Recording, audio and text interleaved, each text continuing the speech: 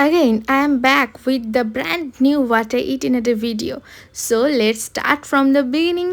দেখো সকালটা শুরু হলো এক গ্লাস গরম দুধ আর মেরি বিস্কিট দিয়ে। এইটা যখন মা খেতে দিল না, ভাবছিলাম সেই ছোটবেলায় পড়তে যাওয়ার আগে দুধ বিস্কিট খেয়ে যেতাম। তারপর তো পড়াতে গেছিলাম, ওখানেও চা বিস্কিট দিয়েছিল। দেন লাঞ্চে ছিল ভাত, শাক ভাজা, পটলের দোরমার, আমার ফেভারিট ডিমের কালিয়া।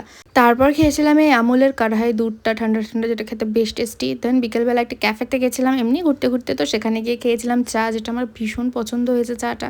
তারপরে এখান থেকে অর্ডার দিয়েছিলাম একটা চিকেন মিও স্যান্ডউইচ। সত্যি কথা বলতে এক্সপেকটেশনস তো অতটাও ভালো ছিল না, বাট খেতে আমার দারুণ লেগেছে।